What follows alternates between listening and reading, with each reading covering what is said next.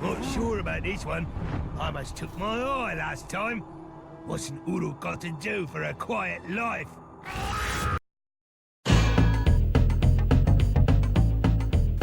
So you found this video, maybe you're thinking of picking up a copy of Shadow War on sale, or maybe you're thinking of getting back into the game. This video will hopefully help you make that choice based upon what has changed since the game's release. So I got my hands on a copy of the July 17th, 2018 update to show you Shadow War early, thanks to Warner Bros. Games and Monolith. I already made a video saying that now is the best time to pick up a copy of Shadow of War, and after finishing the entire game again on the new difficulty setting, Brutal, and after achieving 100% completion on the main game, the Blades of Galadriel DLC and Desolation of Mordor DLC, I can say that the statement still holds true. The latest update of Shadow War has added so much to the game that it deserves another assessment, and I have to say, although it's not a completely new game, it has improved upon a lot of what held it back at release. If you're interested in an action RPG experience where you build your own story, Middle-earth Shadow of War may be something you put on your radar, as you can pick it up for the price of a new indie title. Plus, now you can wear Nazgul masks. Full disclosure, I have not been paid for this video, but I have been provided with an early copy of the update by Monolith and Warner Bros. Studios, so I could put this out before its release. First and foremost, for those who don't know anything about Shadow of War, it's an action RPG set in the universe of Lord of the Rings, where you fight to disrupt the plans of Sauron by building an army of orcs and taking fortresses using various flashy skills. It's the sequel to the award-winning Middle-earth Shadow of Mordor, which introduced the groundbreaking nemesis system. The nemesis system meant that every single orc that you came across would remember you.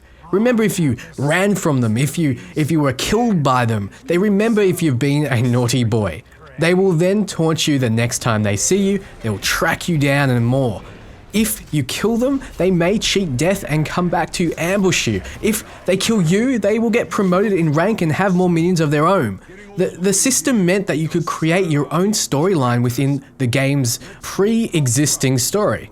Shadow of War improved upon this nemesis system by expanding it to cover thousands of different types of orc personalities. Everyone I talk to has a different experience. One of my friends, for example, struggled with Douche the Executioner, who killed him over and over. When he finally blew Douche up, that wasn't the end of it. Douche ambushed him from the dead and, covered in burns as the legendary Fire of War continued to torment him throughout the entire game.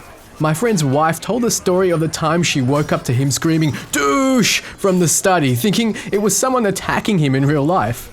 So what can I say about the latest update, which my potato sensors are telling me is there to polish the game before the studio moves on to the next title? Well, the one word I can use is streamline. The update makes everything feel smoother. I can't put my finger on exactly what it is, but playing through the game again, everything felt like numbers have been tuned on the back end. Money feels more valuable, beasts are a lot more threatening, more powerful orcs are more numerous, and I don't know if this was just the nature of the game, but I saw a lot more new orc personalities and looks that I have never seen before. The removal of loot boxes is not really that noticeable to me, but people who felt the post-game was slow, relax, it has been completely and utterly streamlined. Now you get voiceovers explaining the passage of time, you get more dialogue to immerse you. Overall, I was left wanting more, a lot more, instead of wanting to simply get through it. I admit, I kind of shed a tear at the true ending again, not because of what happens, but because I know that I will most likely not have time to play this amazing game again.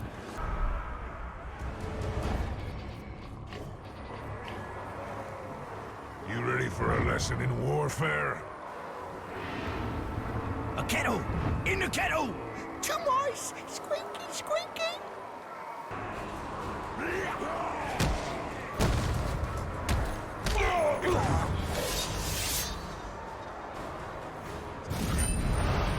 My previous criticism was that the story was lacking, and that still remains.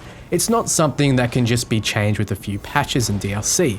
A more recent criticism I have though is that the new pieces of armor that you earn are kind of just given to you without any explanation. It would have been nice to see a small scene when Talion finds them or have a short mission to earn them specifically. However, any new gear to enjoy the Limitless sandbox endgame is always welcome.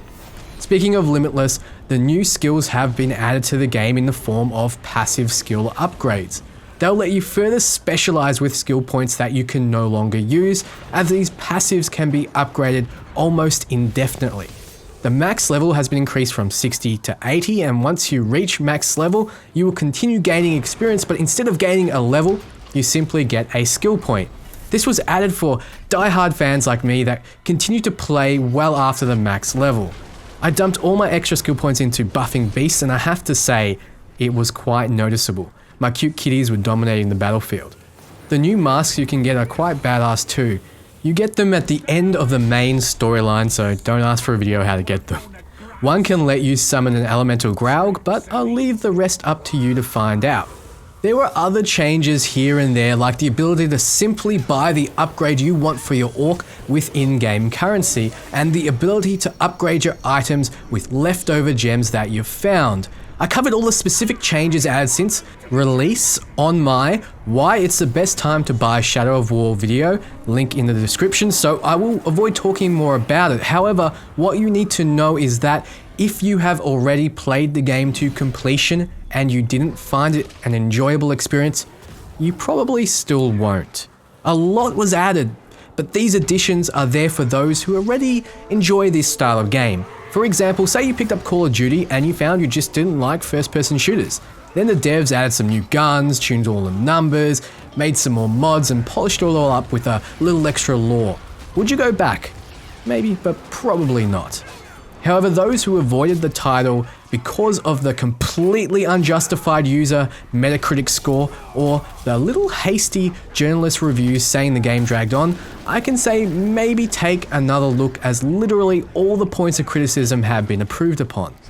There are no more loot boxes and the game doesn't feel like it needs them. The game's endgame is tuned and streamlined, and there's a ton of options for difficulty. You seem to level much faster, while items and legendary orcs seem a lot more common. There really isn't much more to say. Since its release, the studio has added 2 story DLCs, 2 new Orc Tribe DLCs which add a ton of new looks and personalities for orcs, online pit fighting modes which you can set your favorite orcs to compete in a pit fight against others online or even just your friends, endless siege mode in which you can defend your fortress from the armies of Sauron as much as you like, narrative elements to the post-game Shadow Wars section of the game, enhanced photo modes, 2 difficulty settings in Gravewalker and Brutal, new skills and balance, an increased level cap, more uses for Mirian, the in-game currency, like for example buying training orders for your orcs and leveling up your items, increasing the nemesis system rates as well as rebalancing beasts, new items such as Nazgul masks, and a few more changes here and there. Look, I don't give scores. For example, if I said the game was 5 out of 10, what does that mean to you? Does that mean it's an average game? Average when compared to what? Instead, I'll give my final verdict on Shadow of War after the updates as either avoid it, consider it, or buy it. So my verdict is buy it. Go, buy it, play it, tell me what you think. It's a great game with fantastic moments, and besides a mediocre storyline, which you can improve upon by making your own story, it's an action RPG to remember for only the price of a movie ticket. For those who've been following me for Shadow of War, thank you so much. We've been through a lot together, and this feels like sort of an end of a chapter, but I'm sure it won't be. It can't be too long until Monolith announces a new title, and I will be sure to revisit the series whenever I get a moment to breathe. Perhaps we will finish Mordor Regional Pit Fighting Championships and see if Tuka can be challenged. Until then, be sure to join my Discord and talk to me directly or other like-minded individuals, and stay tuned for the latest gaming news and information.